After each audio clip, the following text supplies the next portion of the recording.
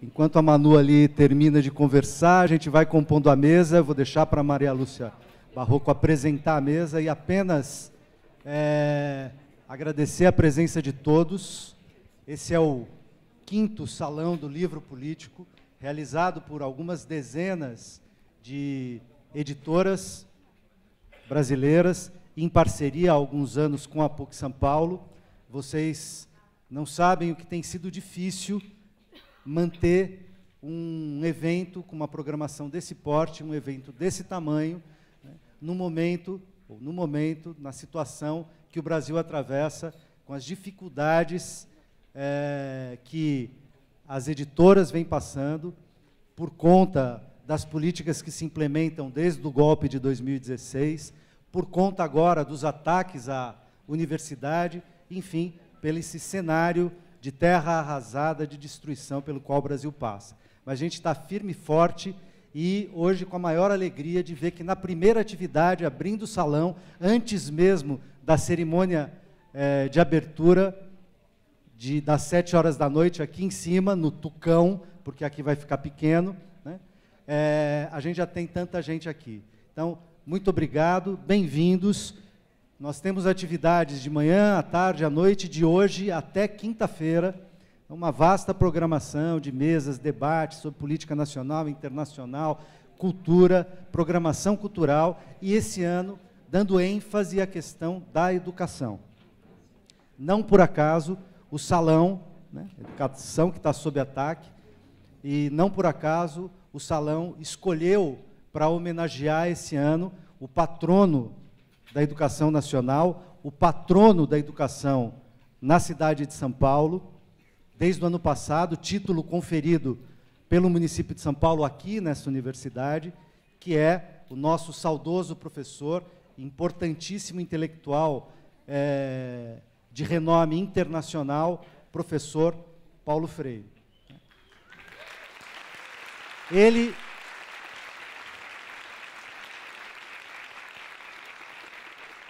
Ele, então, será homenageado formalmente hoje às 19 horas no Tucão. Então, todos que estão aqui estão convidados, ao terminar essa atividade, a subir um andar, se acomodar no teatro maior em cima, e nós vamos ter, então, homenagem ao Paulo Freire, uma importante mesa, entre outras homenagens, e uma importante mesa sobre a conjuntura brasileira, com presenças as mais queridas também, né? Nosso ex-ministro Fernando Haddad, do ex-ministro Celso Amorim, do atual governador do estado do Maranhão, querido Flávio Dino, da deputada Érica Malanguinho, e também nossos representantes das editoras, né? Então, todos convidados às 19 horas, hoje à noite, e depois, claro, as atividades de amanhã, quarta e quinta-feira. Obrigado, sem mais demoras, passo a palavra à nossa mediadora, professora aqui da casa, a Lúcia Barroco, que vai seguir com os trabalhos, tá bom? Valeu, gente.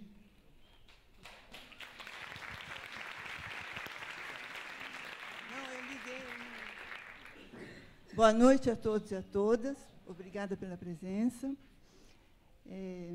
Esse 5º Salão do Livro Político ocorre em um momento, como o Tuto acabou de dizer,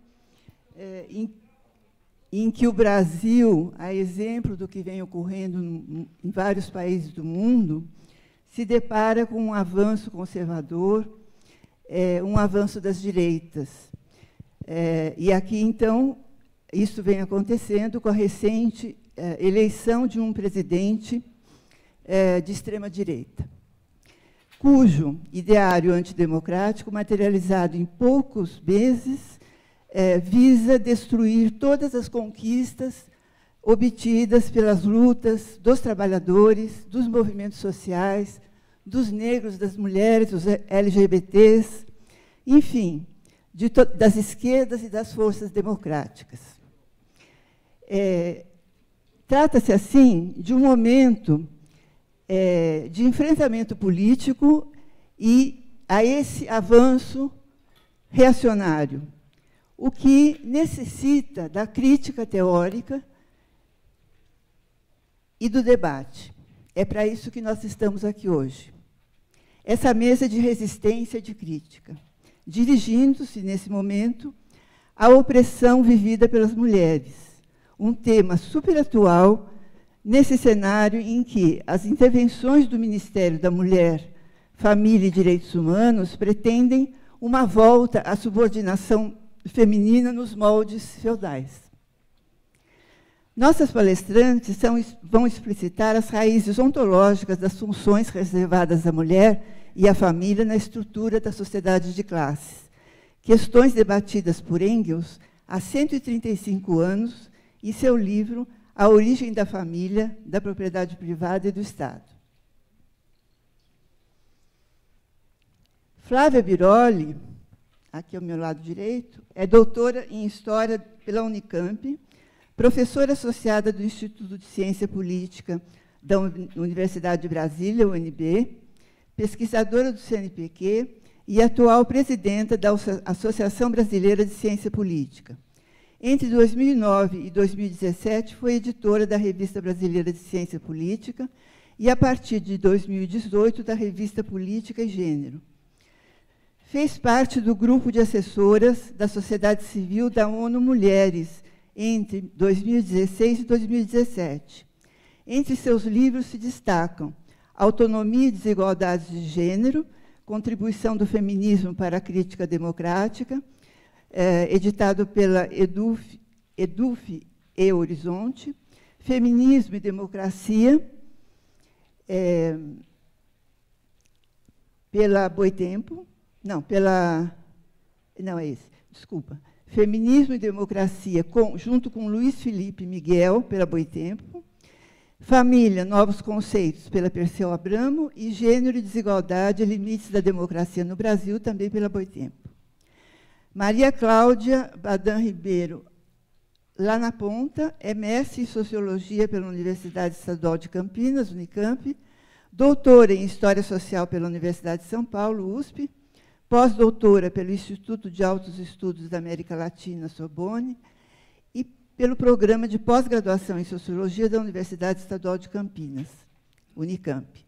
É pesquisadora em História Contemporânea do Brasil, com ênfase nos temas Ditadura Civil-Militar no Brasil, Literatura de Testemunho, História da Esquerda Amada, Mulheres na Resistência, Exílio Político e suas redes de solidariedade, temas também pesquisados em variados centros de documentação no Brasil e no exterior.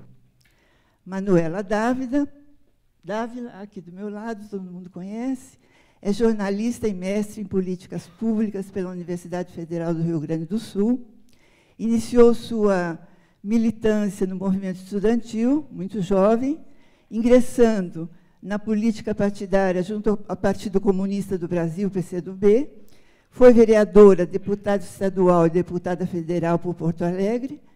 Em 2018, foi candidata a vice-presidente na chapa que concorreu à presidência da República com Fernando Haddad. É diretora executiva e fundadora do Instituto E Se Fosse Você, ONG voltada à criação de conteúdo de combate a fake news e ódio nas redes. Em 2019, lançou seu livro Revolução Laura, nome da sua filha, sobre a sua condição de mulher, mãe e política. Após a fala das palestrantes, nós vamos abrir para o debate, mas as perguntas vêm para a mesa por escrito, tá?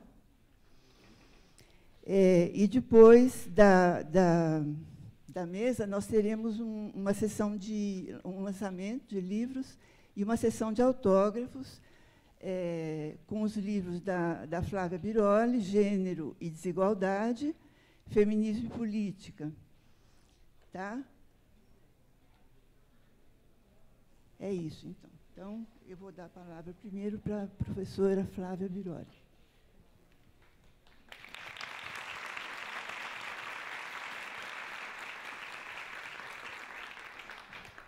Boa noite a todas. Boa noite a todas e a todos. É um grande... Estão me ouvindo? Está bem? O microfone não?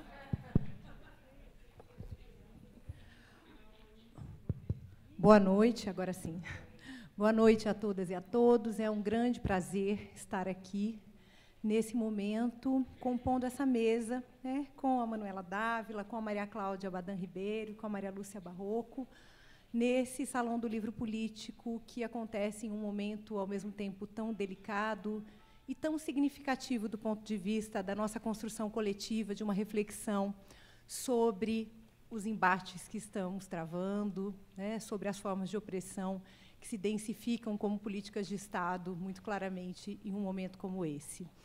Minha fala será sobre o lugar que tem sido reservado às disputas em torno da agenda de gênero e da família nesse momento de crise das democracias e de novos padrões do neoliberalismo, né? Então, é parte, inclusive, de uma pesquisa que faço nesse momento, que se pergunta justamente por que essa centralidade da família e das disputas em torno da igualdade de gênero e da diversidade sexual nesse momento, né?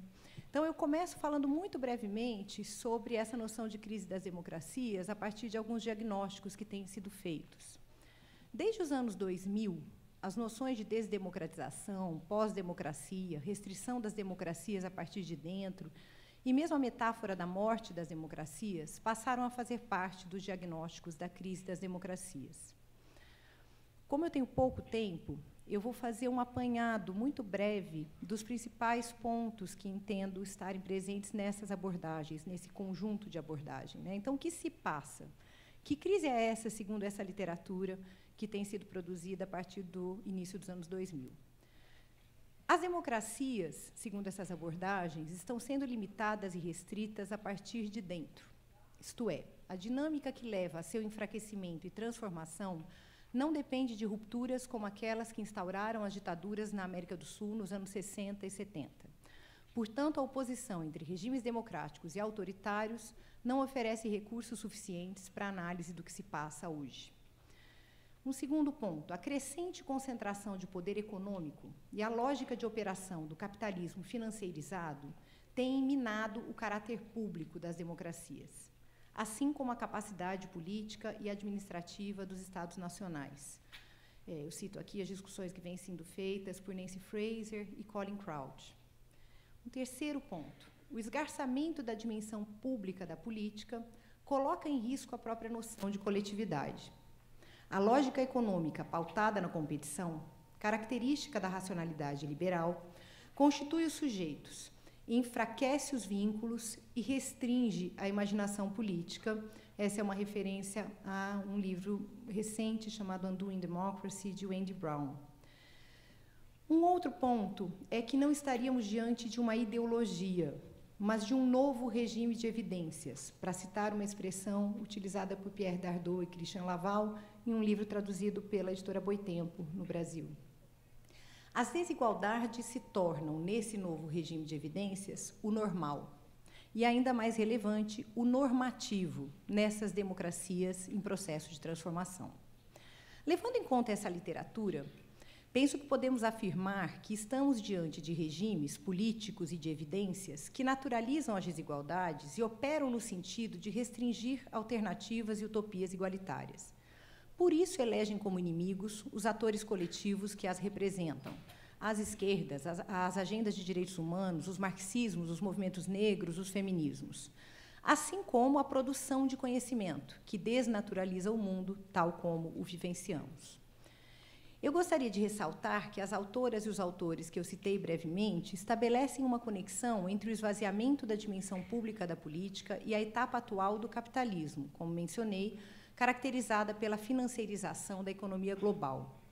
A curva ascendente de concentração de renda em todo o mundo desde os anos 80, que teve como exceção a América Latina do início dos anos 2000 até mais ou menos 2012, tem como sua contraparte política o controle das democracias por elites econômicas e grandes corporações, com o pêndulo voltado para padrões característicos de períodos pré-democráticos, se olhamos para os países do Norte, e para um novo ciclo de colonização no mundo aldeia, para citar uma expressão como trabalhada por Rita Segato, em que, historicamente, a promoção de elites locais a posições de mando e os padrões de expropriação tornaram ainda mais rara a democratização do Estado. que hoje tem, mais uma vez, sua dimensão repressiva acentuada em sociedades nas quais processos de militarização coincidem com a retirada de direitos sociais conquistados nas últimas décadas. É nesse quadro que eu chego ao meu ponto.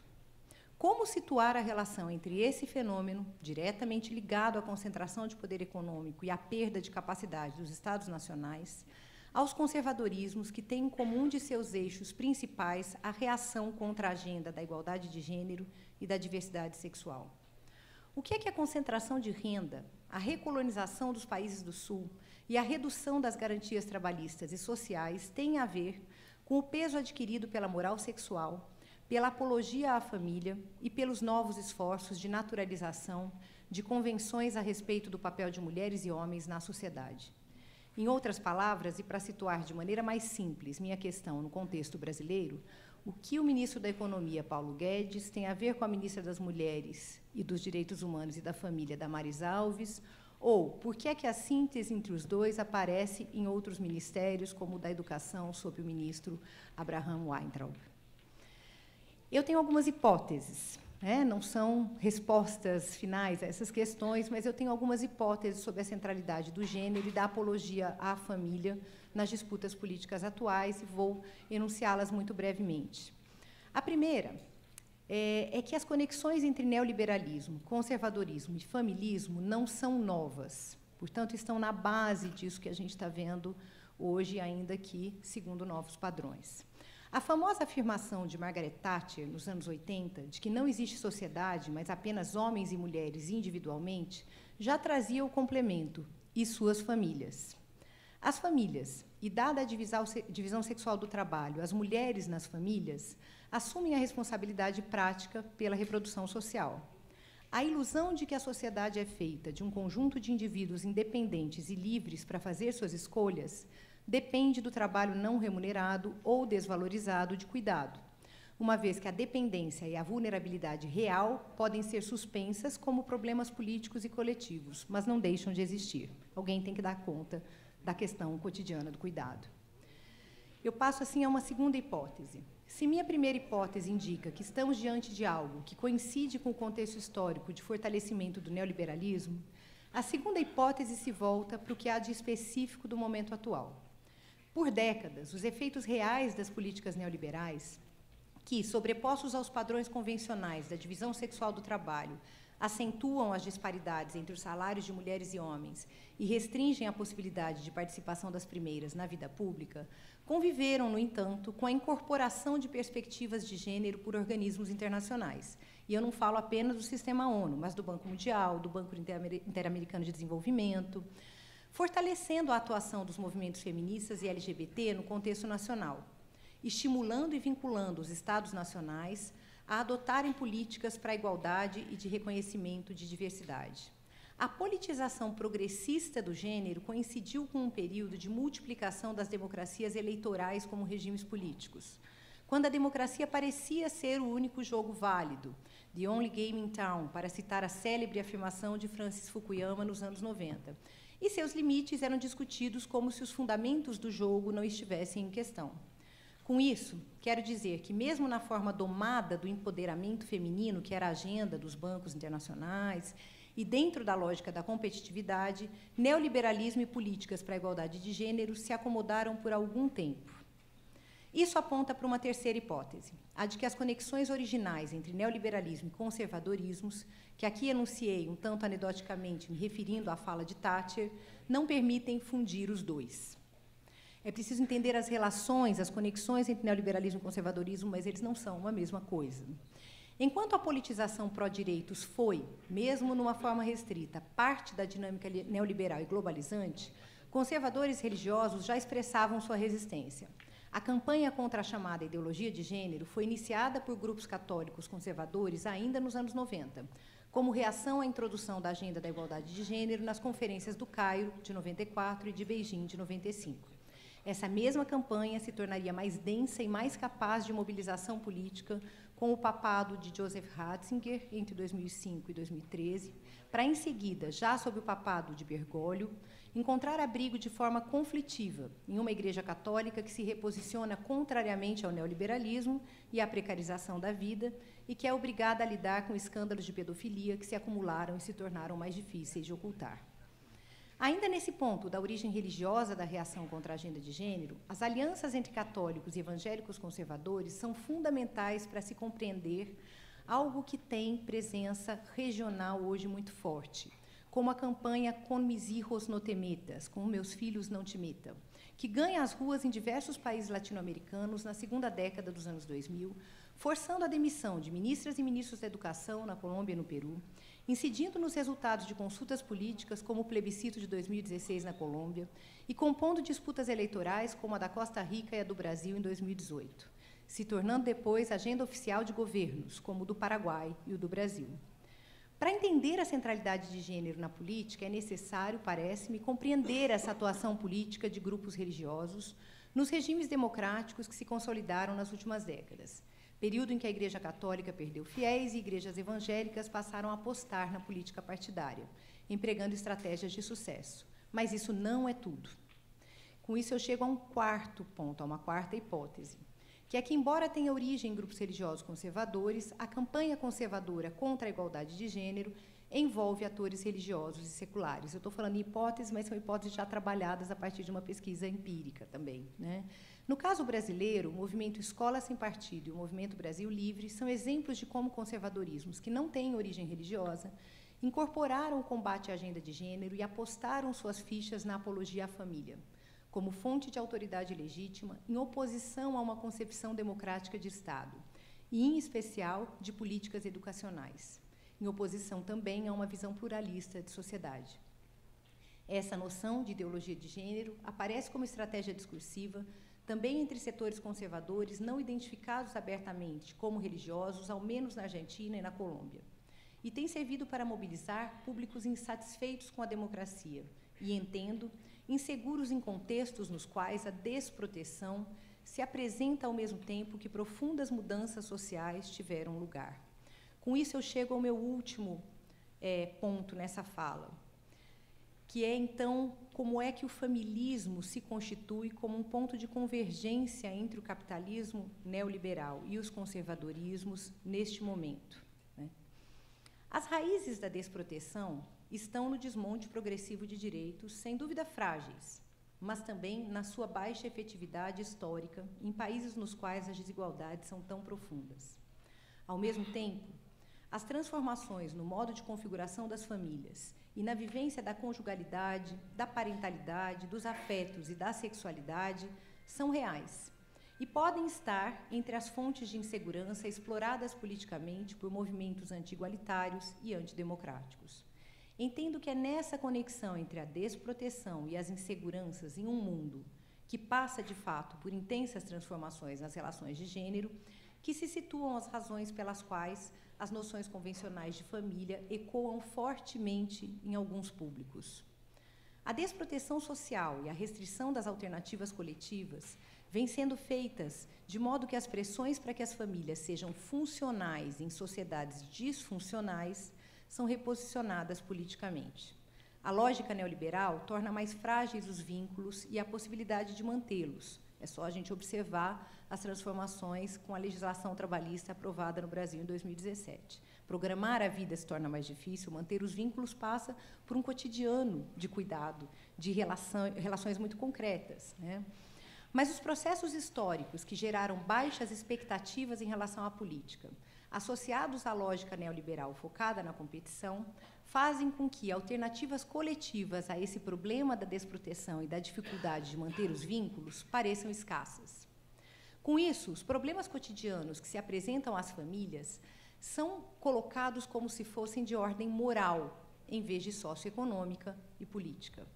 Em outras palavras, em vez de que modelo de sociedade queremos para que possamos viver de maneira menos insegura e de modo a fortalecer os vínculos que nos importam tanto, a pergunta que se apresenta por esses movimentos anti-igualitários e antidemocráticos é: qual a ordem sexual e de gênero que permitiria restaurar uma suposta ordem moral perdida? A moralização das inseguranças foi testada nas eleições brasileiras de 2018, assim como no plebiscito colombiano de 2016, para usar dois exemplos em que há muitas evidências disponíveis. e continua a ser retomada como contraponto à contestação política e como justificativa, para medidas não apenas conservadoras, mas autoritárias. Entendo, assim, que as disputas em torno da agenda de gênero compõem atualmente a crise das democracias liberais, embora nem sempre sejam consideradas por quem as analisa. São também uma chave na conexão entre conservadorismos, mobilização de públicos e ascensão de projetos autoritários por meio do voto, assim como na relação entre esses elementos e o esvaziamento da busca de alternativas coletivas aos problemas e inseguranças reais das pessoas. A apologia conservadora à família é um ponto de convergência entre diferentes conservadorismos e se conecta a duas faces do recesso democrático: a restrição da dimensão pública da política, apoiada em uma lógica orçamentária e traduzida na privatização e na retirada de direitos sociais, de um lado, e a restrição de direitos individuais e de minorias, apoiada na noção de maioria moral e de maioria cristã, de outro. Na primeira face, as unidades privadas familiares são responsabilizadas pela reprodução social numa economia da desproteção. Na segunda, novas formas autoritárias de controle sobre a sexualidade e as subjetividades vão ganhando legitimidade política em contextos nos quais as inseguranças derivadas da desproteção social estão sendo traduzidas, como eu disse, como questões de ordem moral. Confirmam, assim, duas dimensões das desigualdades que a concepção moderna da família representa: as desigualdades interfamiliares, isto é, o acesso desigual dos diferentes núcleos familiares a recursos econômicos e simbólicos, porque os processos de privatização e de atribuição de responsabilidade às famílias podem receber concretamente respostas muito diferentes dessas mesmas famílias, segundo as suas condições socioeconômicas, as suas posições nas relações sociais. Mas também desigualdades intrafamiliares, as hierarquias de gênero expressas na divisão sexual do trabalho e, sobretudo, na responsabilização prioritária das mulheres pelo cuidado com as crianças, com os idosos e com as pessoas com necessidades especiais, que se desdobram, embora sejam extremamente relevantes, neste modelo, na maior vulnerabilidade das mulheres na esfera privada e na esfera pública, né? Então, nesse caso, internamente as famílias, ao responsabilizar famílias, responsabilizamos mulheres e ativamos as hierarquias tradicionais e as formas de vulnerabilidade das mulheres. São pistas para a análise de como a racionalidade neoliberal e os conservadorismos voltados para a restauração de uma ordem moral desafiada pelos feminismos e pelos movimentos LGBT se encontram nesse contexto de recesso da democracia. Sem que seja necessária a conformação de um pensamento social e político coerente, ambos clamam por famílias funcionais, em meio a dinâmicas de privatização, de retração das responsabilidades coletivas e de garantias democráticas. Muito obrigada, fico à disposição para conversarmos depois.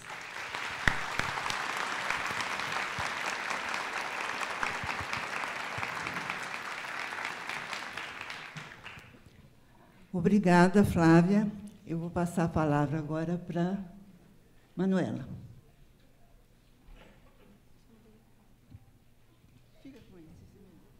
Acho que esse está bom, tá bom?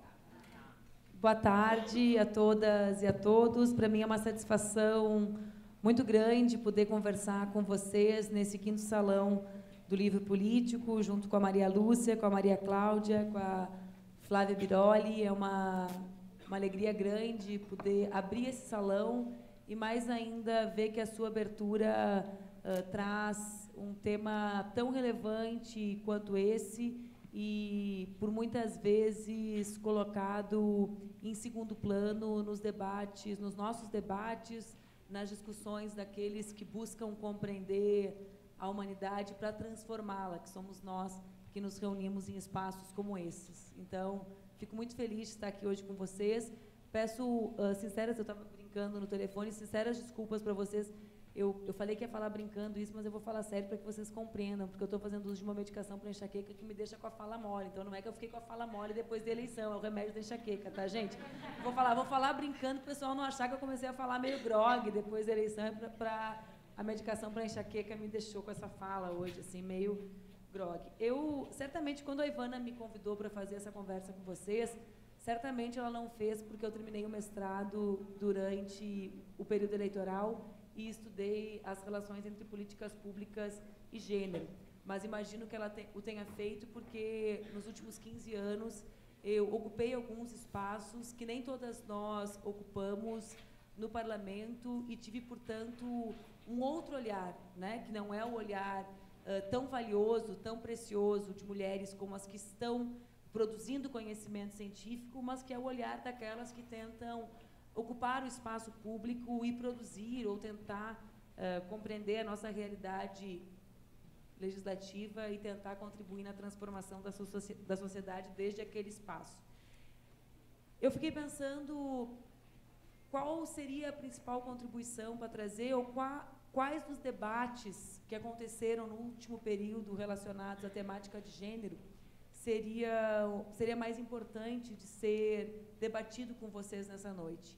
E me recordei que talvez uma das grandes polêmicas no nosso campo político, e eu sei que os homens e mulheres que se reúnem num encontro como esse, nós somos diferentes entre nós, mas, com certeza, nós fazemos parte de um campo político, no sentido sociológico do Bourdieu, né? Nós fazemos parte de um campo, temos valores comuns, percebemos a humanidade com determinadas características comuns. Então, imagino que todos nós tenhamos vivido o mesmo processo eleitoral, né? E analisemos de forma semelhante, com as diferenças que guardamos entre nós, os resultados dessa eleição. E eu imagino que talvez um dos debates que nós tenhamos maior necessidade de fazer entre nós é se existe, de fato, uma contradição entre o crescente movimento de mulheres e as lutas dos trabalhadores e das trabalhadoras no nosso país. Talvez isso tenha sido um fato muito debatido durante o processo eleitoral de maneira clandestina, muitas vezes nas redes sociais, outras vezes nas análises partidárias sobre os episódios que marcaram o processo eleitoral. Então, muitas vezes, a partir da leitura rasa da política, né? Então, ele não atrapalhou o processo eleitoral ou não atrapalhou. Então, numa análise mais superficial do que a análise que a academia faz ou que nós pretendemos fazer aqui nessa noite, mas o fato é que esse é um debate que tem tomado uma proporção bastante grande no mundo e eu acredito que nós devemos enfrentá-lo. Existe uma contradição no Brasil, em 2019, no debate entre a luta das mulheres e a questão de classe. Por que eu formulo a frase inteira, né? E coloco o Brasil no meio? Muitos intelectuais europeus do nosso campo político dizem que o grande mal da esquerda do mundo é se render às chamadas lutas identitárias. Vejam bem, a primeira resposta, na minha interpretação, que nós temos que dar é se no Brasil essa é uma luta das identidades.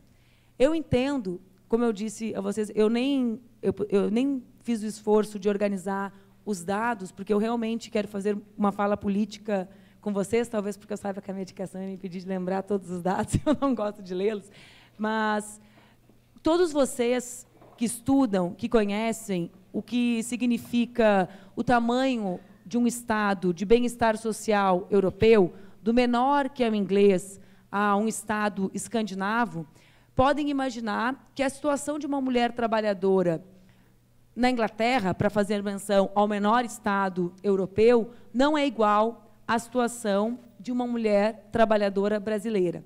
Em quais aspectos? Em aspectos centrais relacionados àquilo que estrutura parte do que nos oprime. O quê? As estruturas de cuidados. A Flávia, eu anotei uma frase, um dos raciocínios centrais das conclusões da Flávia, que talvez seja o início dessa formulação. Tentam atribuir ou fazer com que o debate passe a ser moral para não fazer o debate no campo econômico e social. Então, vamos ao debate econômico-social. O que faz com que a vida de uma mulher trabalhadora, num país como o nosso, seja diferente da vida de um homem trabalhador, isolando a questão de classe para uma marxista como eu, nesse país? A estrutura de cuidados que é sociologicamente, subjetivamente vinculada aos afetos, né, ela é uma estrutura de trabalhos não remunerados atribuídos às mulheres.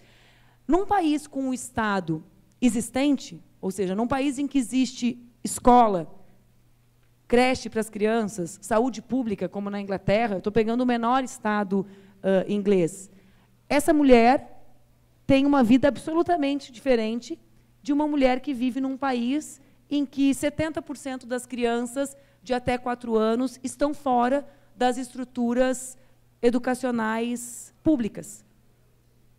Então, debater a questão, ou compreender a questão da situação das mulheres num país com um Estado absolutamente inexistente do ponto de vista de políticas públicas elementares para a emancipação das mulheres, porque na sociedade machista essas políticas são atribuídas, os cuidados são atribuídos a nós e, portanto, somos nós, as mulheres, as que respondem por esses cuidados no pacto ou nos pactos da maior parte das estruturas familiares, não pode ser visto jamais como uma questão dissociada da questão de classe.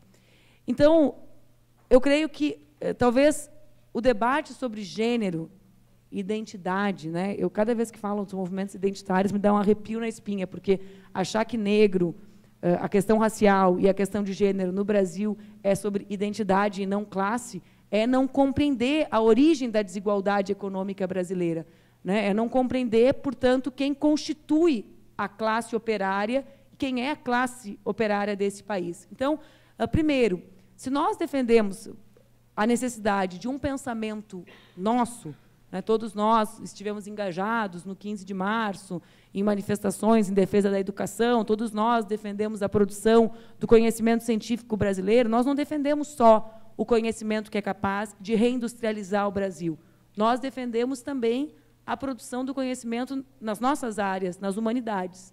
E nós precisamos falar sobre isso. Não é igual, eu sempre penso, porque sempre vêm os europeus nos dizer sobre o que é identidade, sobre o que é classe social no Brasil. Não é igual ser mulher na Europa e ser mulher no Brasil. Em segundo lugar, será que nós nos somaremos, e talvez possa parecer meio... Eu vivi a eleição do lugar mais de dentro que eu poderia viver, né, como candidata. E na eleição, quando viam os comícios, os nossos comícios, foi a eleição com maior diferença na história do Brasil, na escolha das mulheres com relação à escolha dos homens. Vocês sabem disso? Nunca na história do país as mulheres e os homens votaram de maneira tão diferente para a presidência da República como nessa eleição. E, às vezes, nós, mesmo os marxistas ou os progressistas, parece que nos associamos a uma fala quase divina, né? Como se fosse algo dos deuses. As mulheres estão mais mobilizadas, as meninas estão mais mobilizadas. O que será que fez com que, a partir de 2008, as ruas do mundo estivessem tomadas de mulheres? É quase casual, é na Europa as mulheres, nos Estados Unidos as mulheres, no Brasil as mulheres.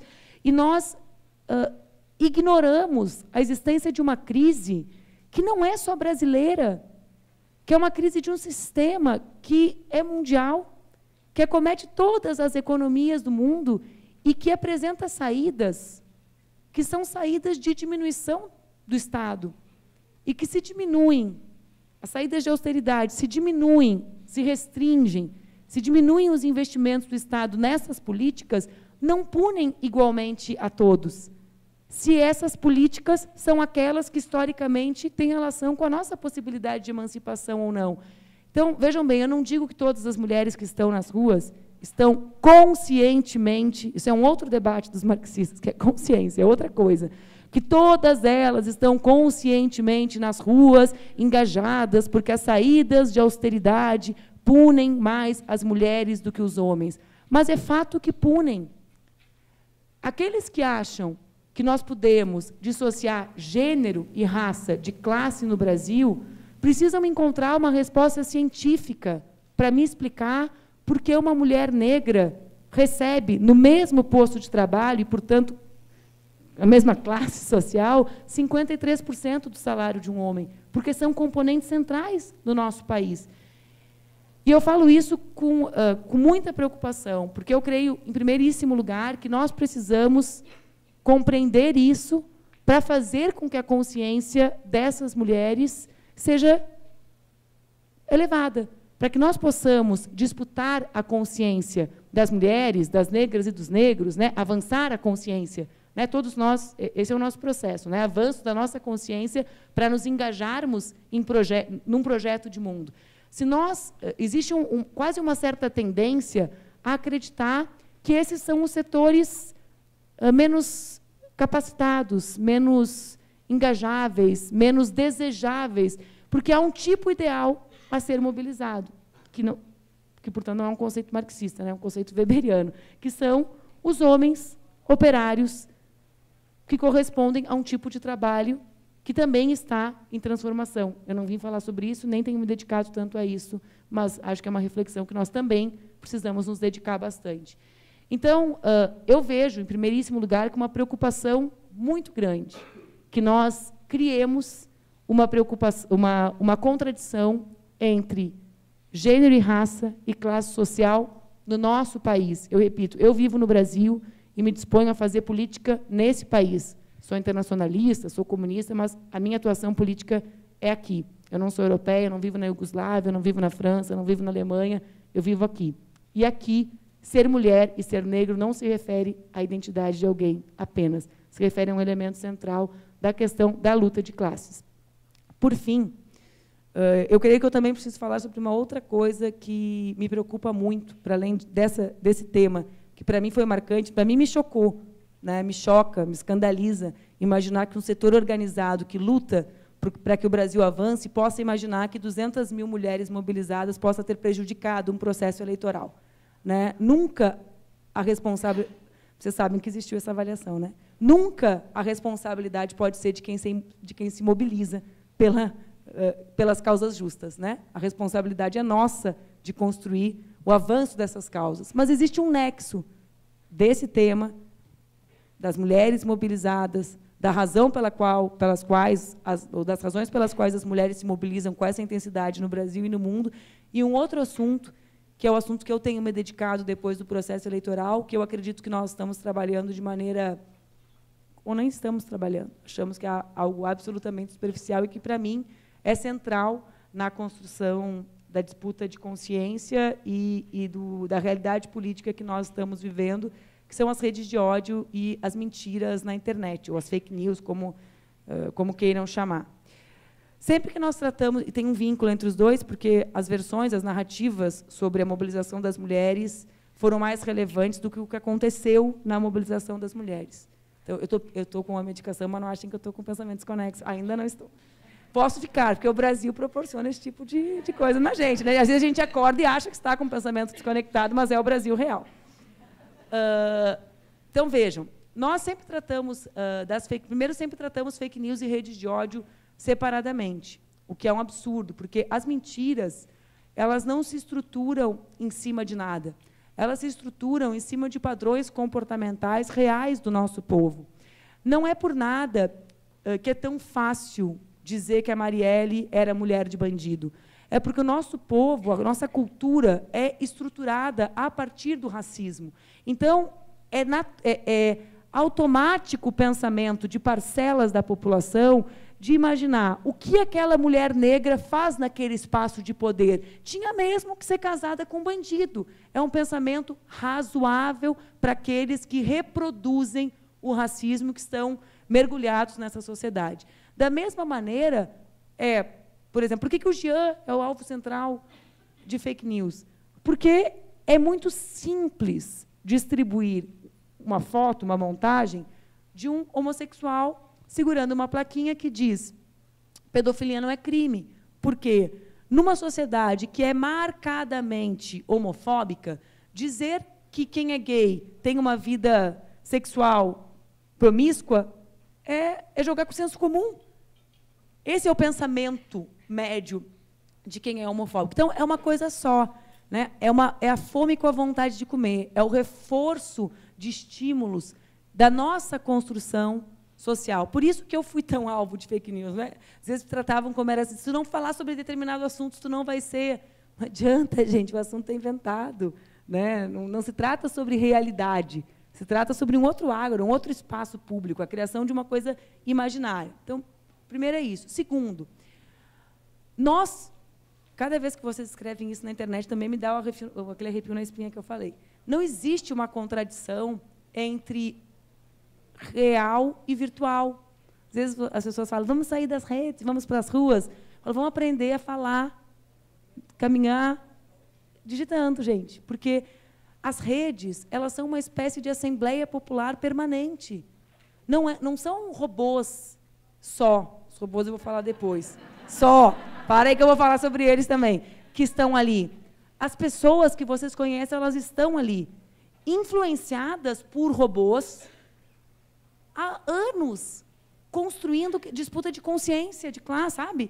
Então, vocês imaginem que dizer para a gente sair dali é mais ou menos como se na década de 70, no sindicato do ABC, alguém dissesse assim, larga aquele peão que ele não quer saber de política, ele quer jogar bola, deixa ele nunca vai vir para a luta com a gente. Esse peão é o Lula. Ele estava ali, ele se aproximou do sindicato por um aspecto, jogo de futebol, todo mundo sabe disso, né, beber uma e jogar bola, e virou o melhor presidente da história do nosso país, que paga, hoje, injustamente, o preço de ter sido o melhor presidente da história do país. Então, dizer para a gente sair daquele espaço, ou criar uma contradição, é dizer para a gente abandonar a disputa de consciência social. Mas a gente simplesmente ignora que eles dispõem de mecanismos... Eu brinco, eles leram mais Gramsci e Lenin do que a maior parte dos nossos, porque eles se organizam de forma leninista, né, e disputam a hegemonia de forma gramsciana. Só que eles fazem isso com inteligência artificial. Então, esse final de semana saiu uma matéria, não sei se vocês viram, teve pouquíssima repercussão, que eles falam uma frase para o computador e o computador escreve 7 parágrafos. Vocês viram essa matéria? Não, então era assim. Falava assim, teve um acidente na Paulista, e o computador escrevia com aspas do prefeito, do secretário responsável pela rua, né, do subsecretário, o secretário, o governador do estado, o familiar do morto, tudo falso. 100% falso, com uma única frase. E eles conseguem produzir isso em velocidade não humana, robotizada. Só que eles fazem isso sabendo tudo o que vocês pensam. Então, quando a gente vai falar os padrões que a Flávia falou, de reforço de determinados padrões familiares ou de determinados comportamentos que são da nossa sociedade, por exemplo, o racismo, com relação ao episódio da Marielle, imaginem que eles conseguem fazer isso sempre de forma perfeita. Sempre chega a mentira sobre a Marielle para alguém que tem tendência a acreditar numa mentira sobre a Marielle. Então, nós estamos fazendo essa disputa nesse contexto. E nós queremos continuar fazendo de forma analógica. Vocês alguma vez ouviram alguém do nosso campo político falar em robôs do bem? Porque vai ter que ser com tecnologia. Vocês acham que a gente vai vencer assim? Ai, gente, tweetem, 140. Não, né, gente, não dá. Eu, às vezes, fico ali, né? Às vezes, ontem uma menina quis bater boca comigo, que ela tweetava muito durante o dia. Eu falei, amor, também tuito muito, sabe? Mas eu queria te dizer que mesmo a minha rede, que é muito boa, um robozinho é diferente. É assim, 8.000 por hora, 8.000 por minuto, não dá. Né? Com conteúdo diverso, com características que vocês achariam que eram perfis verdadeiros. Então, essa disputa em torno da questão das mulheres também passa por isso. O reforço, a divisão, as divisões que existem na nossa sociedade.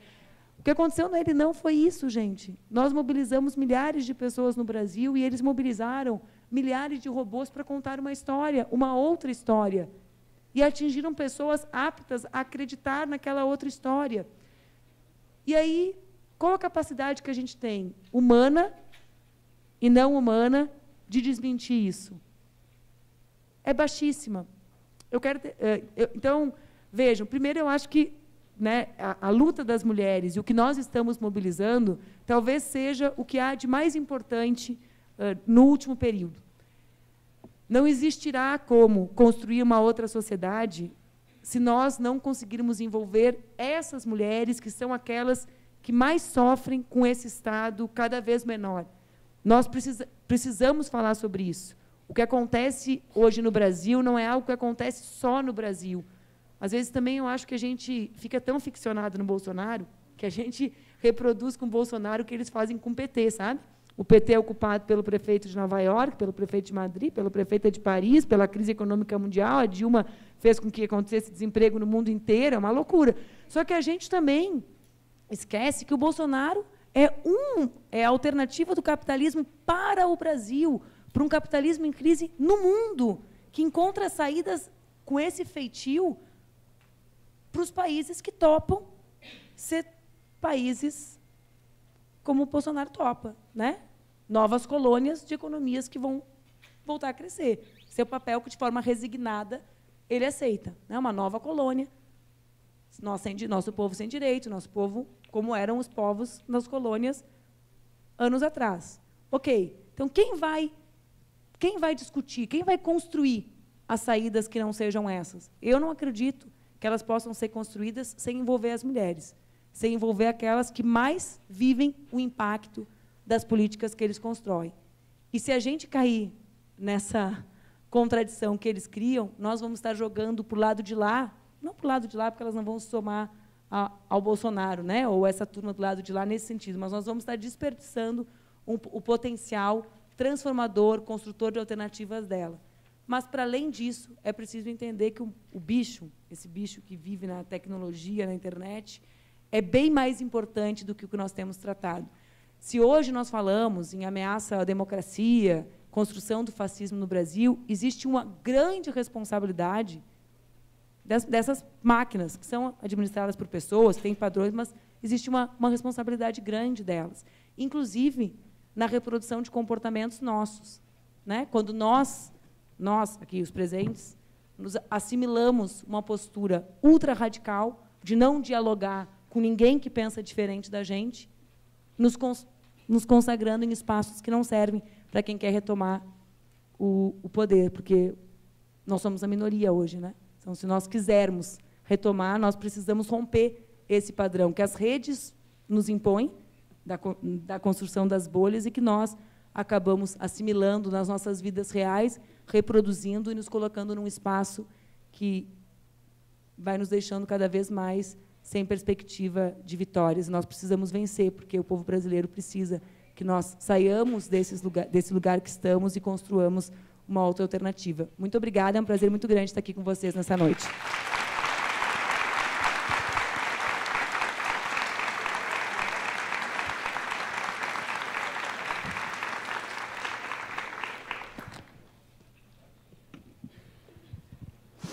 Obrigada, Manuela.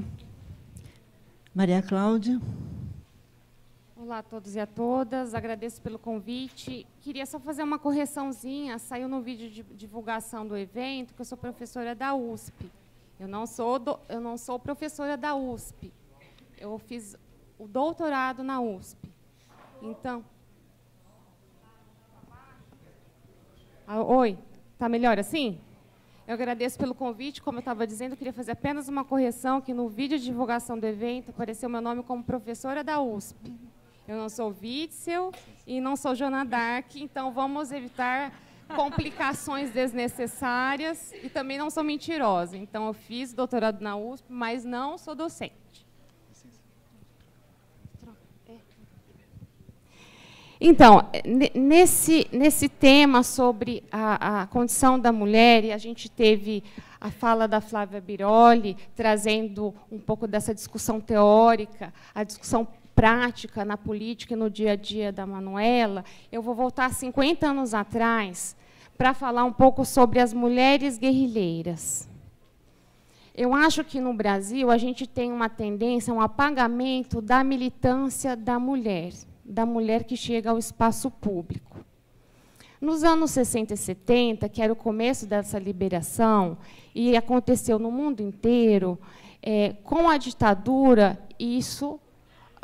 a ditadura tentou impor uma nova visão de mundo, que não tinha nada a ver com aquele contexto que se vivia de libertação, de discussão dos afetos, de discussão da maternidade, de discussão da participação política da mulher no Brasil.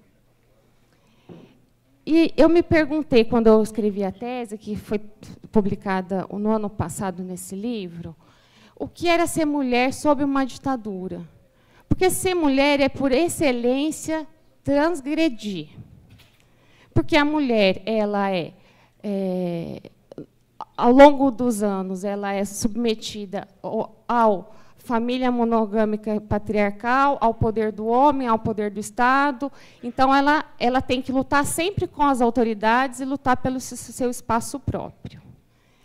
E por que a mulher guerrilheira? Né? Sempre se associa a desobediência civil ao homem, não à mulher. A mulher sempre é guardiã de valores pacíficos. Né? A mulher, por anos, pela igreja e pelo comportamento, ela foi restrita ao lar. A gente está falando de 135 anos de Engels, e ele mostra exatamente qual foi a derrota feminina. É quando a mulher passou, dentro do matrimônio, a servir o homem. E acabou...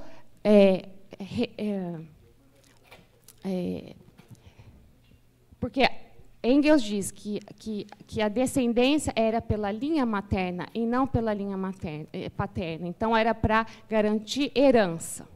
Então, na sociedade capitalista que está essa hierarquia entre homem e mulher. A primeira opressão acaba sendo a de gênero, porque é a constituição dessa família. Bom, a luta da mulher não começou, evidentemente, na ditadura. O Código de Gênero já vinha sendo desafiado muitos anos antes. Né? A gente tem um movimento anarquista, as mulheres com as suas escolas. A gente tem a luta das mulheres escritoras, que, às vezes, escreviam com pseudônimos masculinos. A gente está vendo agora a luta da Conceição Evaristo para fazer parte da Academia Brasileira de Letras, a recuperação da história da Júlia de Almeida. E a gente tem, depois da Segunda Guerra Mundial, a adesão das mulheres aos partidos, principalmente ao Partido Comunista. Né? Inclusive, mulheres que não tinham formação, não tinham instrução, eram praticamente analfabetas e seguiam os cursos de alfabetização do Partido Comunista. Então, isso vem num contexto de êxodo rural, com a industrialização, e é interessante porque eu entrevistei muitas mulheres, pelo menos as de classe média, porque a realidade operária era muito diferente, que estudavam nas escolas para as moças ou nos internatos religiosos. Havia todo o movimento da igreja progressista, mas as mulheres ainda não estudavam, eram escolas separadas para homens e para mulheres. Começava a se ter escolas mistas.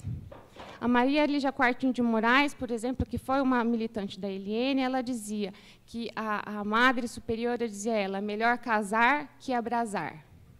Então, assim, a ditadura ela vai fechando todos os caminhos para as mulheres e para os avanços das mulheres. Porque ela quer impor um pensamento, uma visão de mundo muito diferente e que agora está sendo retomada. Né? Então, o que é ser a mulher guerrilheira? Ser guerrilheira, pegar em armas, você está num ambiente que tradicionalmente foi considerado masculino.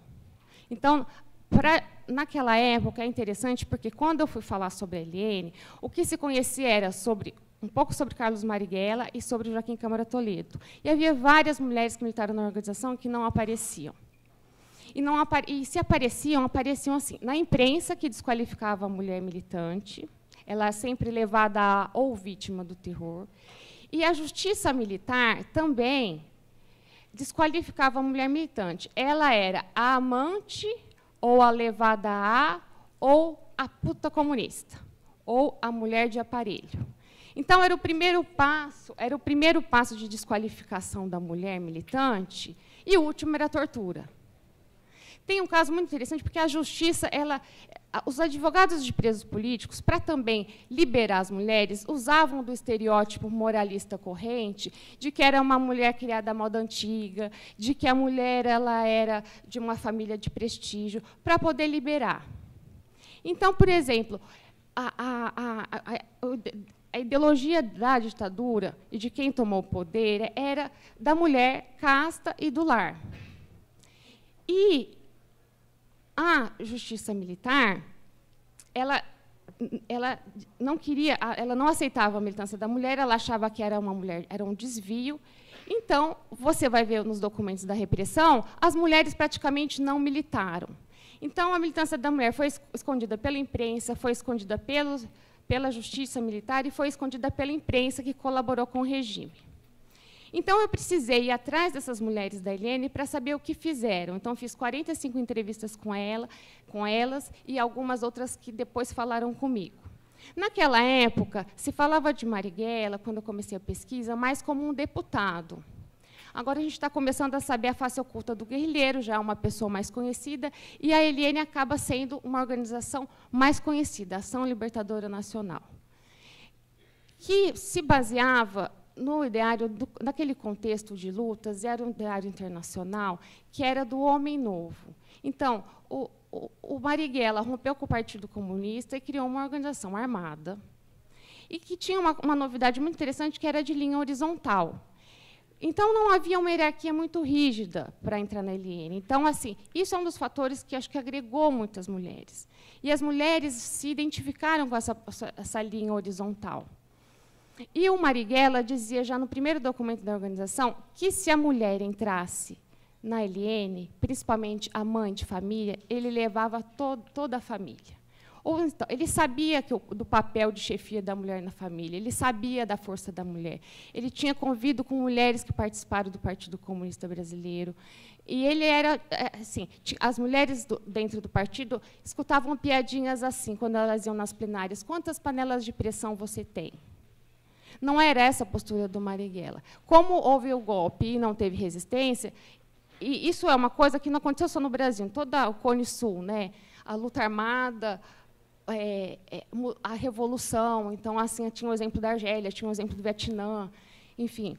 Então, era todo um contexto internacional que estava lutando pela libertação dos povos, pela revolução, e as mulheres também. Então, a gente estava falando sobre, por exemplo, há uma divisão muito clara entre espaço público e privado na militância da mulher. Havia várias associações de bairro, luta por moradia, luta por melhoria de bairro, que eram movimentos que existiam antes do golpe e que acabaram com eles. Então, também eram espaços reivindicativos importantes para a mulher, para aprender a fazer política, para lutar por calçamento, para lutar por água encanada, por lutar por creche, né? Ainda nem tinha isso, para lutar por feira, para energia. Enfim, são lutas cotidianas muito importantes e que passaram como lutas menores, e não são menores. Elas são importantes. Muitas das mulheres que eu entrevistei, que depois foram para a luta armada, participaram desses grupos, associações de bairro, movimento de favelados. E isso acabou, a ditadura acabou com todos esses movimentos, que vão ser retomados em 1979, 80, no final, mais para o final da ditadura. Então, são movimentos importantes. Então, assim, a gente não pode tirar essa linha histórica das conquistas das mulheres ao longo dos anos, e como foi avançando. É claro, por exemplo, eu estava outro dia falando com uma amiga que o movimento feminista não era feminista como a gente entende, era uma prática de libertação, de acesso ao público, de acesso à militância, porque o feminismo foi muito influenciado pela França, pelas exiladas políticas. E quando você quer mudar, você tende a uma radicalização. Por que o feminismo é importante? Porque ele acaba com a hierarquização baseada no sexo. Então, ela acaba com aquilo que foi a derrota da mulher para o Engels, que a mulher se submete ao marido. E eu fui falar com as mulheres porque, assim, cada organização armada lidava com a questão da mulher de uma forma diferente. Eu sempre via muitas pesquisas falando que na luta armada as mulheres eram subsumidas aos homens e que as mulheres não tinham autonomia. Na Eliane não foi assim. Todos participavam de tudo, era uma organização de linha horizontal, e ela aceitava a colaboração que cada um podia dar, seja passando um panfleto, seja ajudando numa saída. E eu trabalhei com uma questão muito interessante, que é a questão de que havia vários setores, estudantil, operário, mas havia um setor de ajuda chamado setor de apoio e logística, que tinha muita mulher. Aí o pessoal fala, mas apoio é porque a mulher tem a ver com o setor de cuidado, cuidar do outro, da comida, da casa, ajudar a sair pela fronteira, dar dinheiro, abrigar, né, transportar. Muitas mulheres, é interessante que as mulheres Marighella mesmo não dirigia, mas várias mulheres da militância dirigiam, então eram elas que transportavam ele para os encontros políticos, para os pontos. Então, eu estava falando do exagero. Na França, as mulheres feministas brasileiras usavam um adesivo que falava o seguinte: a mulher precisa do homem, assim como o peixe precisa de uma bicicleta. Ou seja, o primeiro momento foi rechaçar o homem. O homem também tem que ser um feminista. Porque a gente está falando de sexualidade, mas a gente também está falando de afeto, né? A gente está falando de liberdade, a gente está falando de igualdade. Eu vejo muito hoje o movimento assim, de direita se apropriando das ideias do feminismo, que é de origem da esquerda, e modificando. Elas querem igualdade no trabalho, igualdade de salário, mas elas são contra o aborto, elas ainda sonham em casar de véu e grinalda. Porque os anos 60 foi a ruptura de tudo isso. E a gente vai vendo como os costumes como as coisas também vão regredindo um pouco antes. Anos atrás tinha um movimento, nem sei se existe esse movimento, do resolvi esperar. Resolvi esperar. Então, assim, uma coisa da mulher casta, da pureza, sabe? E isso está sendo retomado. Está havendo uma nova sacralização da mulher e do corpo da mulher. Isso é um atraso. Sabe, a mulher já viveu essa sacralização e essa desqualificação pela repressão. Então, por exemplo, a mulher que militava era considerada puta. A mulher que militava, ela era considerada amante de. Teve um caso, a sobrinha do brigadeiro João Paulo Burnier, que queria explodir o gasômetro, a Diva Burnier, ela é falecida já. Ela foi acusada de ser amante de um militante e, por isso, foi presa. Que ela facilitava, ela era cúmplice.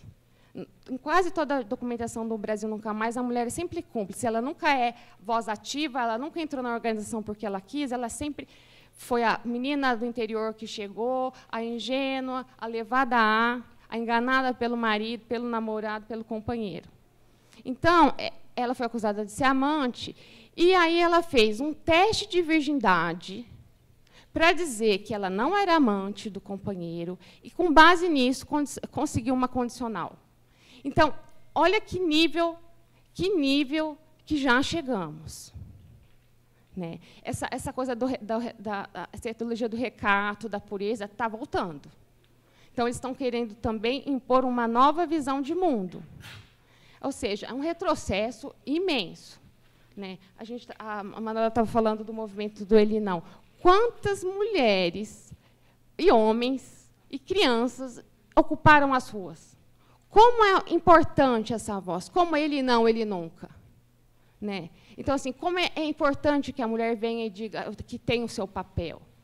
Então, assim, eu não tenho tanto tempo, porque tem muitas coisas interessantes, assim, como foram os passos ao longo do tempo. A mulher que, por exemplo, que trabalhava no banco, quando começou o primeiro concurso, teve abaixo-assinado de mulher para poder usar calça jeans, sabe, que a mulher não podia usar. Assim, a Vera Gertel, por exemplo, que era uma atriz que fez a peça Eles Não Usam Black Tie, para ser contratada como atriz, ela teve que fazer um exame para saber se tinha alguma doença venérea. Então, assim, você vê como quem era ligado à esquerda tinha um pensamento progressista, estava atuando, seja na cultura, na sociedade, nos movimentos sociais, ou mesmo dentro da luta armada, sempre foram um obstáculo, sempre foram desqualificados. E é isso que eles estão tentando fazer de novo, desqualificar uma nova visão de mundo, desqualificar a universidade. A universidade, naquela época, os militantes estudantis lutavam por uma universidade não excludente, para que o pobre pudesse estudar, para que pudesse ter bebedouro, para que pudesse ter laboratório. Então, assim, assim, para produzir ciência é fundamental para qualquer país que pense em se desenvolver. Né? Então, a gente vê, eu vou falar alguns elementos assim, tentar fazer um link com esse passado. Então, como volta a acontecer a intervenção moralizadora do Estado na sociedade? E em várias esferas da sociedade, seja nas universidades, seja no comportamento, seja na justiça. A justiça, hoje, é praticamente condutora do Estado, como na ditadura. não é uma ditadura, não está escrito ditadura, mas o comportamento é, como o Serrano fala, é um estado de exceção. A democracia permite coisas dentro da legalidade. Por exemplo, a repressão, na ditadura tinha processos, as pessoas eram punidas dentro de uma lei que ela mesma criou. A ditadura era chamada de Revolução Redentora. O AI-5 foi imposto porque dizia que havia muita liberdade. É como dizer que na universidade se faz balbúrdia. Então, a gente tem que saber o que é determinante pelo poder e pelas instituições oficiais e como ela interfere na vida do cidadão comum, na esfera privada, na esfera pública. Então, assim, de modo que assim, a gente começa a perder o monopólio do nosso discurso. E o monopólio do discurso deles é baseado em resgate de alguns sentimentos cívicos ancorados numa ideia de lei e ordem, que um militar chega e ele vai colocar ordem. É o mesmo discurso de corrupção que derrubou o João Goulart, né? Nessa intervenção moralizadora, essa espiritualização do corpo da mulher, essa sacralização da mulher, mulher pura, casta, que fica em casa, que cuida do marido, essa hiperbolização da maternidade, que a Flávia Biroli falou, né? O Vladimir Safat deu uma entrevista para o Tutameia muito interessante, falando assim, que o governo de Bolsonaro está acabando com a solidariedade social, porque as pessoas não se identificam mais, não defendem mais, elas se afastam. E também com a consciência crítica. Há um culto a uma ignorância, né? E outro dia eu vi uma placa, como na ditadura, a ditadura fazia uma propaganda falando assim, brasileiros, deem sua cota de sacrifício por esse governo. E o Bolsonaro, de certa forma, pede uma cota de sacrifício para passar a Previdência, a todas as reformas. E, assim, uma ideia de que as decisões deles são sempre técnicas e não motivadas por ideologia. A ideologia é do governo anterior. Quem deve ser combatido é o comunista. Não, é anticomunista, é religiosa, é contra a sexualidade. Então, assim, a gente vê, não é a mesma situação, não é o mesmo contexto, mas o discurso é o mesmo. É o mesmo discurso. É uma espécie de missão ordenadora e pacificadora da sociedade, quando o Estado não se responsabiliza pela segurança pública, é dar arma para a criança, dar arma para a jovem, dar arma para a população. Então, é um Estado armado, ele quer destruir o outro, ele quer excluir o outro, ele quer excluir a pluralidade. A gente já viveu isso há 50 anos atrás. A gente já teve uma Comissão Nacional da Verdade para dizer o que aconteceu naquela época. Então, assim, hoje se fala muito do espaço de fala, do lugar de fala, mas a gente tem que pensar qual foi o lugar de escuta. De que forma a ditadura que foi destruída, ou não totalmente, de que forma esses elementos ainda estão na sociedade. De que forma a informação chega às pessoas. E uma coisa que eu tempo acabou. Então, eu vou abrir para o debate, aí vocês me perguntam mais coisas, tá? Vou encerrando, tá bom. Então, é isso que eu estava falando. A ideia dos maus brasileiros, né? A Márcia Tiburi está na França, eu tenho uma amiga que está ajudando ela a ser acolhida, acostumar com o ambiente. E ela escreveu um livro, Como Conversar com um Fascista. Teve diálogo?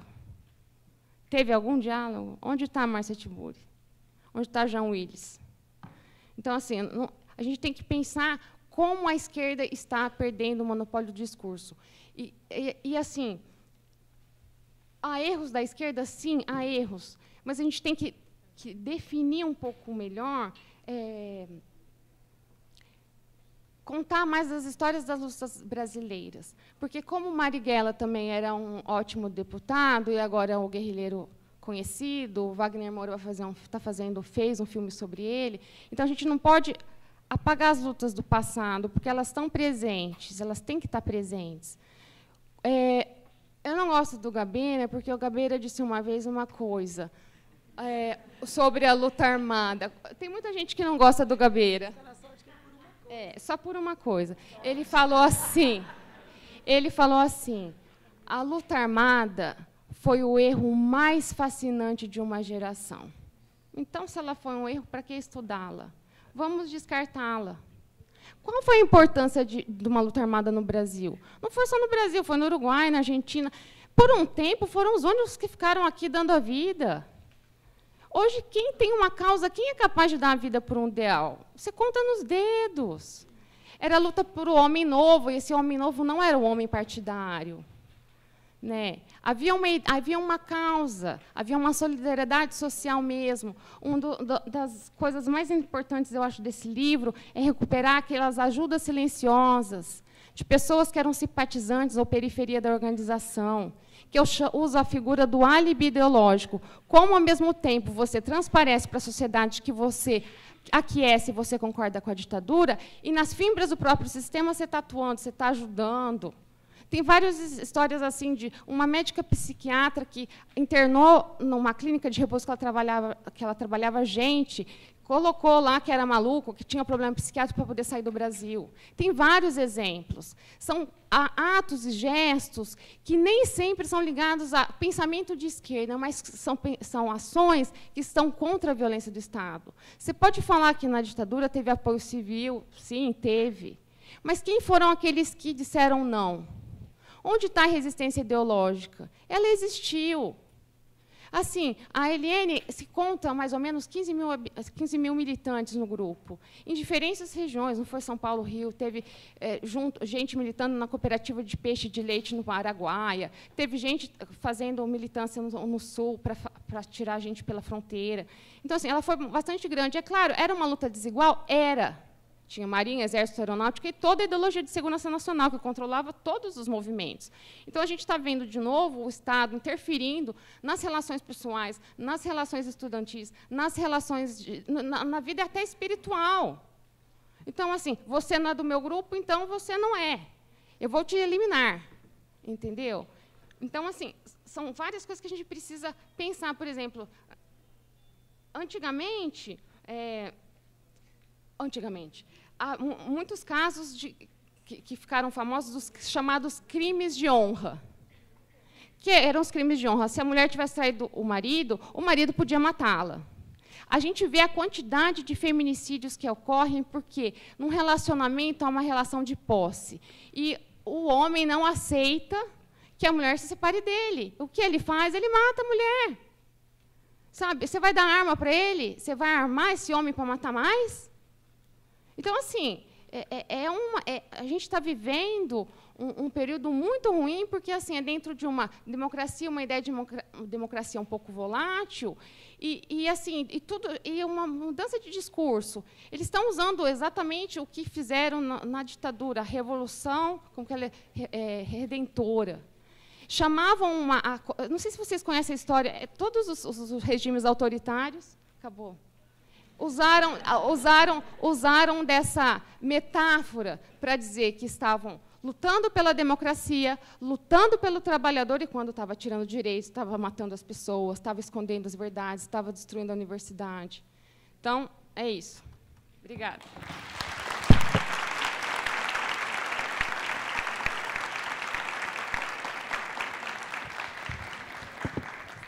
Desculpa, mas eu tenho que ser chata, porque senão a gente não vai dar conta de acabar, que a gente já está bem atrasada. É o seguinte, gente, agora nós vamos passar para o debate e já chegaram as questões aqui na mesa. Tem 3 questões gerais, que são mais ou menos sobre o mesmo assunto, eu vou ler, e depois tem as questões individuais, então essas gerais é para toda a mesa, tá? E as individuais que eu já distribuí. As questões para toda a mesa, elas estão se referindo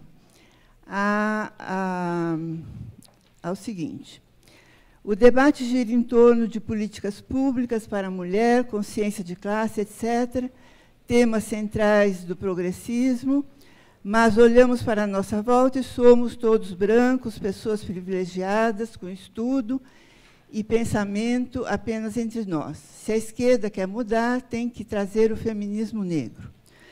Como é possível chegar a igualdade entre pessoas de diferentes ideologias, sendo que a própria esquerda faz segregações. Considerando a reflexão e o reconhecimento da inclusão das classes minoritárias dentro do contexto das lutas de classe, vocês consideram que a elite intelectual de esquerda no Brasil precisa, de alguma forma, refletir sobre a sua militância e buscar novas hipóteses de diálogo com a periferia? Vocês consideram que o processo de aceitação de mulheres negras no meio acadêmico tem se dado de forma positiva ou a academia ainda deve ser mais receptiva e democrática? Então, vocês têm 10 minutos para responder e pode já fazendo as suas considerações finais, tá? Não, são só essas. Não, essas são só suas, tá? Então, quem vai responder primeiro? Pode nascer na mesma hora? Bom, obrigada pelas questões. Eu vou passar por aquelas que foram lidas para a mesa e por outra que recebi aqui também. Meu entendimento é que os feminismos negros têm sido a maior potência crítica, tanto no campo teórico com o qual eu trabalho, das teorias da democracia, quanto do ponto de vista da construção de lutas que nos trazem perspectivas alternativas para se pensar o Estado na relação com as formas de desigualdade existentes. Então, esse é de fato, o meu entendimento. Acho que a gente não... É incontornável passar pela crítica feita pelos feminismos negros para se pensar os limites da democracia, a relação entre crise da democracia e crise do capitalismo, a questão de como o Estado se estabelece do ponto de vista de uma conexão entre desproteção e repressão, né? Então, a dimensão da desproteção, ao mesmo tempo a dimensão da reprodução, da repressão, associadas muito fortemente num modo de abordagem seletiva das populações pelo próprio Estado, né? Então, não tenho dúvida. Outra coisa é que também é de uma perspectiva da luta antirracista e, especificamente, da luta das mulheres negras, que tem ficado muito claro o fato de que nós não estamos falando apenas em desconstrução de direitos, mas na baixa efetividade do Estado de Direito no que diz respeito a populações específicas. E essas populações são maioria, são majoritárias.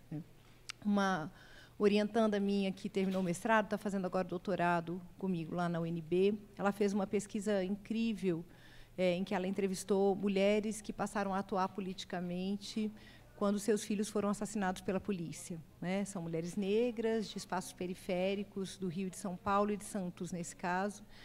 E essas mulheres não têm apenas uma narrativa sobre a morte dos seus filhos. Elas têm uma concepção de justiça, uma concepção de Estado, né? Então, elas têm uma perspectiva muito fundada no seu cotidiano de desproteção e de violência, para pensar o que é a história brasileira dessas últimas décadas e o que é o Estado brasileiro, né? Então, eu só tenho a concordar com aquelas pessoas que disseram que temos um problema em discutir esses temas sem ter mulheres negras, mulheres que trabalham na perspectiva do feminismo negro mais diretamente, né? Embora eu quero dizer a vocês, não é desculpando essa ausência ou justificando essa ausência, que esse meu livro, Democracia, Gênero e Desigualdades, esse último livro que eu publiquei pela Boitempo no ano passado, é um livro em que o entendimento que é trabalhado, o entendimento que assumo, é que a produção do gênero ela é racializada e atravessada pelas relações de classe, necessariamente. Então, que pensar divisão sexual do trabalho, por exemplo, é pensar um modo de organização de gênero, racial e de classe das posições, e que as vulnerabilidades diferenciadas entre as mulheres não serão explicadas se nós não compreendermos que essas relações são relações permanentemente atravessadas pela classe e pela racialização, né, das mulheres, do acesso ao trabalho, das formas de inserção social. também, nesse sentido, uma questão que me chegou aqui, do Fábio Gomes, de que a ideia de famílias desestruturadas ela é anterior aos embates políticos atuais, né? Então, por exemplo, no âmbito escolar, como ele diz, como professoras e professores já trabalhavam com essa ideia, né, de que o problema está nas famílias desestruturadas, né? Ela indicaria que essa responsabilização das famílias ela é anterior a essas disputas atuais. Eu concordo que ela é anterior, mas há um uso político da responsabilização das famílias num registro moral que não foi sempre utilizado da mesma forma, não esteve presente nas disputas políticas da mesma forma, nem no Brasil, nem em outras partes do mundo nas últimas décadas, né? É possível acompanhar o debate estadunidense como um debate que trouxe essa ideia da maioria moral, da moralização das relações sexuais e do modo de organização das famílias, antes desse nosso momento em que essa temática ganha centralidade na América Latina. Mas, ainda assim, não com o padrão que tem hoje.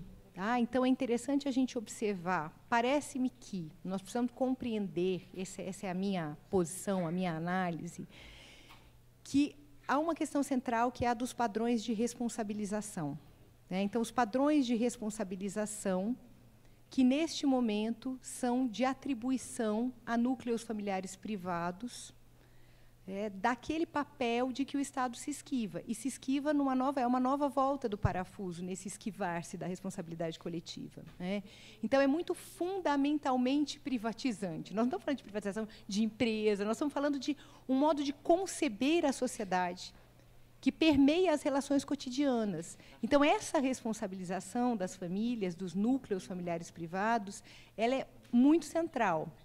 Parece-me que é bastante importante também a gente compreender que essa responsabilização necessariamente gerará uma resposta falha. Por quê? Porque as famílias não têm condições de responder a essa demanda por responsabilizar-se, pelo cuidado, por produzir sujeitos funcionais numa sociedade tão disfuncional como a nossa, como eu mencionei na minha fala, né? Mas essa capacidade das famílias responderem a essa privatização mais completa, então, né, das funções, das responsabilidades, ela é também muito desigual entre as famílias e ela vai sendo bastante racializada na medida em que a disfunção familiar ela recebe a repressão de Estado como resposta. Então, as famílias não têm condições de responder igualmente aos processos de re-responsabilização, né, de privatização das responsabilidades. E, ao não terem condições de assumir, a resposta que tem por gerar filhos que não teriam lugar nessa sociedade tão disfuncional é uma repressão justificada. Então, a gente está também no âmbito em que se separa aqueles núcleos, são separados aqueles núcleos que são, então, capazes de responder a essa moralização das funções das famílias na sociedade, e aqueles núcleos que, sendo vistos como disfuncionais, podem ser desumanizados. A desumanização dos garotos negros no Brasil, ela aparece no mesmo registro da idealização das famílias e da culpabilização das mães. Tá? Então, é o que eu deixaria pelo tempo que eu tenho aqui. Pode fazer suas considerações finais? Assim já... Tá bem, tá. Eu só mencionaria que queria mencionar, eu concordo 100% com o que Manuela disse sobre o problema não ser um problema identitário. Com isso, eu não quero dizer que as lutas não possam se construir também identitariamente, mas os problemas com os quais nós estamos lidando, eles não são de caráter identitário. Eles dizem respeito às desigualdades e ao modo como elas organizam a vida das pessoas cotidianamente. Eles dizem respeito à relação entre Estado, sociedade e o poder do capital. É disso que nós estamos falando. Quando a gente pensa esse novo momento de naturalização do papel de mulheres e homens nas sociedades, a forma como a racialização tem servido à desumanização, nós estamos lidando com questões que são, de fato, estruturantes das relações de poder nesse momento, né? E as mulheres estão em um lugar muito central, tanto na construção da luta política, quanto do ponto de vista do lugar social que ocupam e do quanto são afetadas por essa retração do Estado e por esses processos de militarização na sociedade, né? Então, me parece que nós estamos diante de uma situação que, do ponto de vista político e do ponto de vista também intelectual, é muito interessante para nós pensarmos, né, de que problemas nós estamos tratando, né? Então, problema de gênero não é problema de mulher, é problema da democracia, diz respeito ao Estado, diz respeito ao modo como as relações de trabalho se organizam. É disso que nós estamos falando. Nós não estamos falando de problema específico de um grupo, mas de problema geral da sociedade, de problema político que perpassa as relações de poder cotidianas e o modo de organização do Estado e das democracias. Tá? Talvez eles saibam disso melhor que a gente. Tá? Por isso elegeram, né, o gênero, as mulheres, a luta feminista, a luta antirracista como alvos. Tá? É isso. Muito obrigada.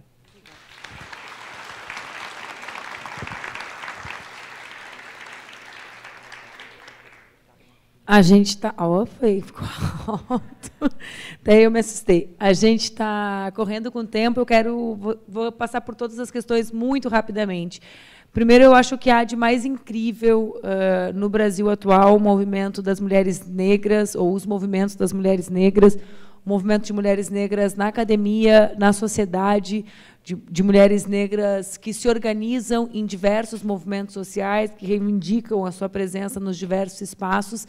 E eu acredito que a academia não está aberta a elas. A academia, para mim, não está aberta a quase nada. A academia não está... Ontem à noite eu assisti aquele documentário A Terra é Plana.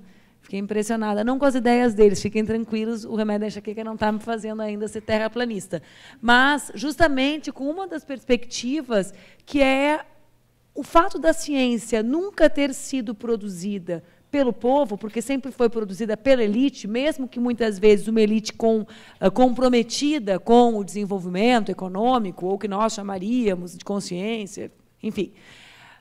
também faz com que essa elite científica sempre tenha se lixado para o povo não compreender o que ela produz, né?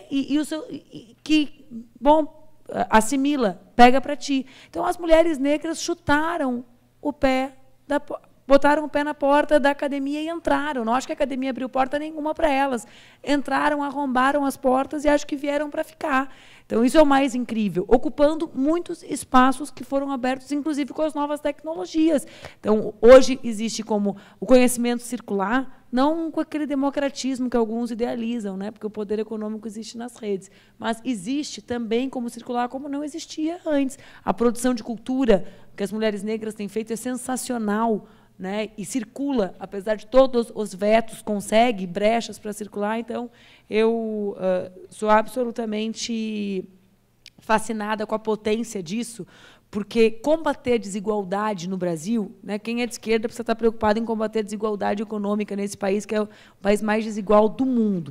E a desigualdade brasileira é estruturada a partir da questão racial e da questão de gênero. Então, são essas mulheres que podem ser a força motriz desse processo de transformação. Essa é a minha visão. Então, eu quero ser dirigida por elas nesse processo de transformação, porque elas são a maior parte das pessoas que vivem nessa condição de desigualdade que eu dedico parte da minha vida para tentar enfrentar. Então, sou felicíssima com isso. Eu recebi várias ponderações com relação a voto de mulheres no Bolsonaro, mas eu quero fazer uma homenagem a uma pessoa que me mandou uma pergunta por escrito, porque passam os anos e ele nunca muda, que é o senador Suplicy, que está aqui. Me mandou mensagem por escrito, eu amo ele, gente. Perguntando o que eu acho... Ele é demais, ele está ali. Senador, o senhor estava de sunga ontem na manifestação? Eu vi isso mesmo? O senhor sabe que eu combato fake news. Eu vi uma foto do senhor de sunga lutando pela vida das negras e dos negros. A foto é verdadeira? O senhor estava na praia? Eu estava na praia. Não, quero dizer que o senhor está no shape, está nos trinks. Quero ali, o nosso boxeador está de sunga, você sabe a autoestima? Eu falei assim, nem nos meus áureos tempos já está de biquíni na praia. Falei, nada como a autoestima dos homens. O senhor está ótimo. Disseram que ia ter um manifesto ali em favor das mães protestando contra a morte de seus filhos. Então o senhor estava no Rio ontem? Eu estava no Rio, e daí eu fui lá. Vocês vejam como...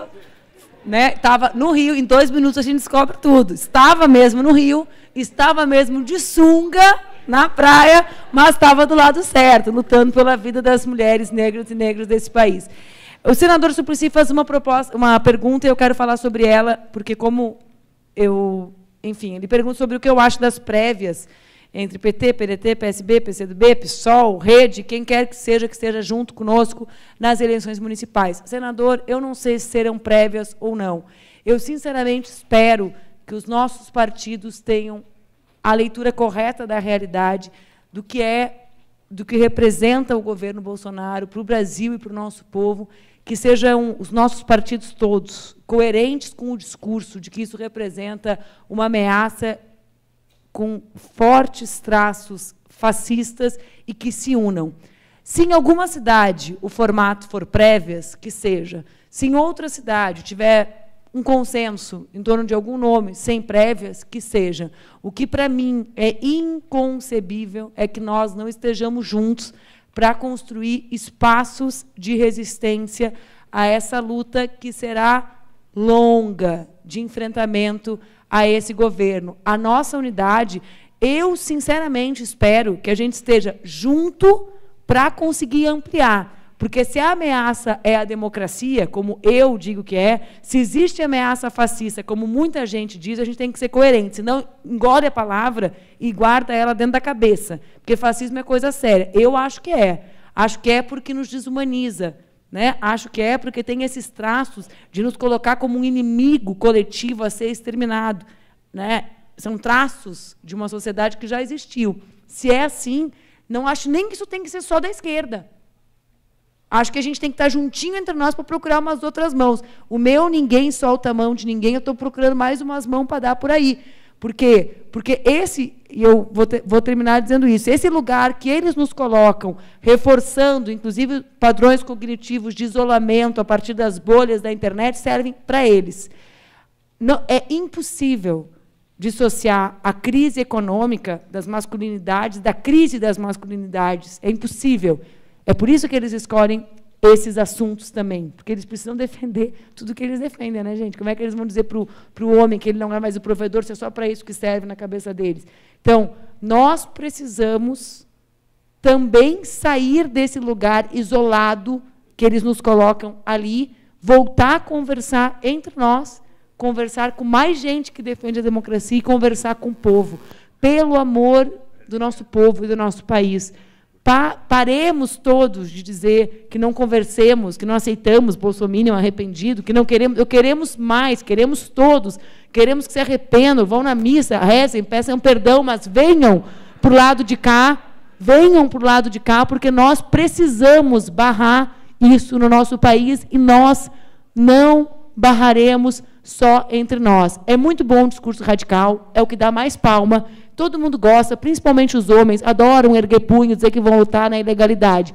Os meus camaradas do PCdoB que morreram nessa ditadura, o Marighella, cujo filho não conheceu o pai, não morreu para que nós tivéssemos que viver de novo na ilegalidade. Morreu para que nós lutássemos e nos agarrássemos à democracia. Nos agarremos a ela, senador, com prévia, sem prévia, para que a gente vença as eleições municipais e reúna forças para barrar o fascismo no nosso país. Obrigada.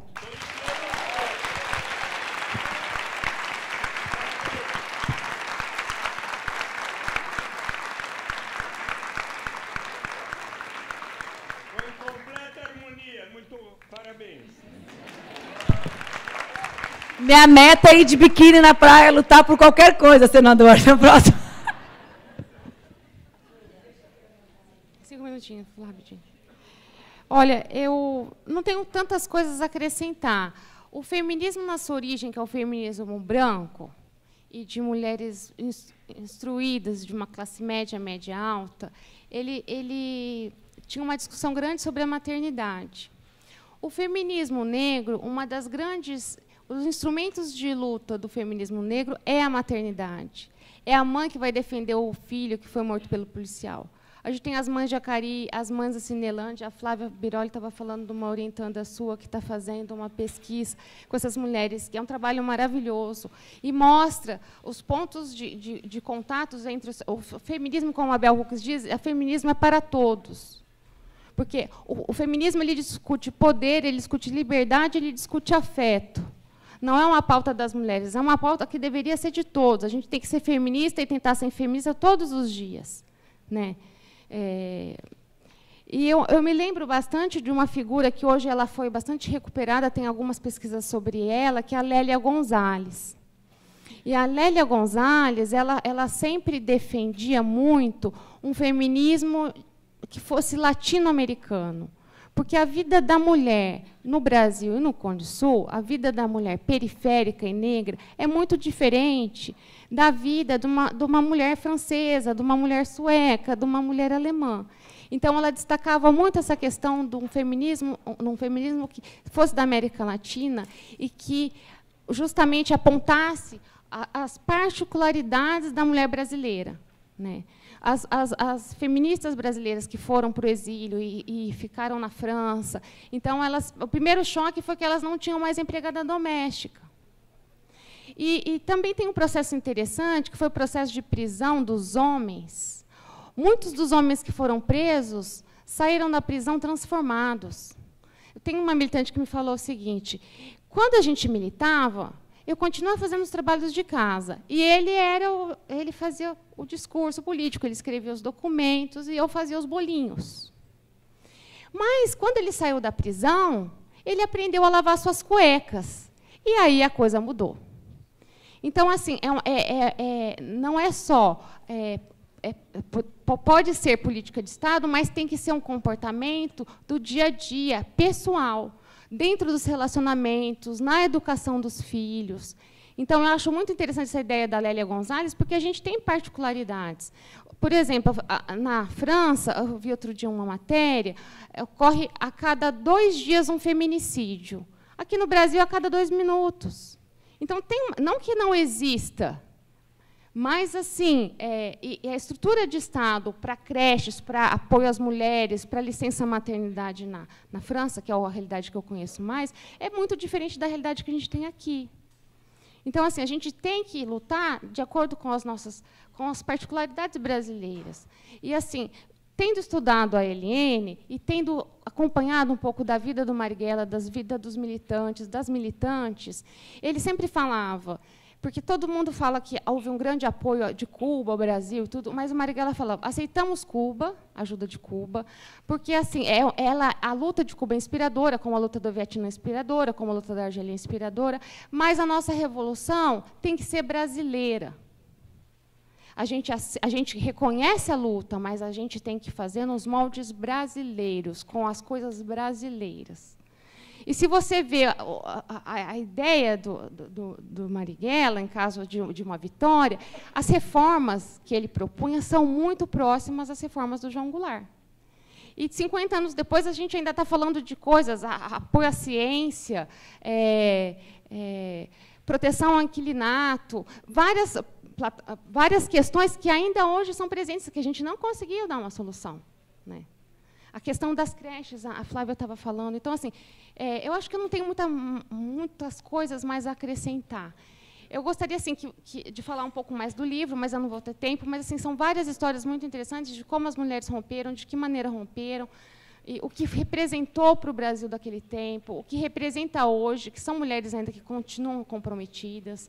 Então, eu acho assim, nem todas entraram em partidos políticos, e eu acho, isso é a opinião pessoal minha, eu acho que elas nunca encontraram uma organização como a LN na vida delas, né? Que era horizontal, em que assim, havia uma solidariedade, havia uma forma de atuação mais independente, mais autônoma. Então, é isso. Obrigada.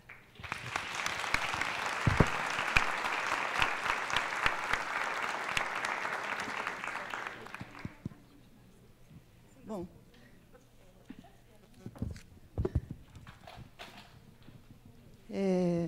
mais uma vez, eu vou dizer que a Flávia tem 2 livros aqui que ela se dispôs a autografar, se alguém tiver afim, né? Se alguém comprou o livro e quiser autógrafo dela, ela está aqui. Nós vamos encerrar essa mesa, porque a mesa maior aqui no Tuca começaria às 7h, tá? Pediram para que eu falasse desse livro, Brasil, Ponto de Mutação, organizado pelo Edson Urbano. Né? Depois ele está exposto aí fora. Eu quero agradecer a todos e a todas que vieram para esse debate e para essa mesa. Muito obrigada, e muito obrigada também às palestrantes.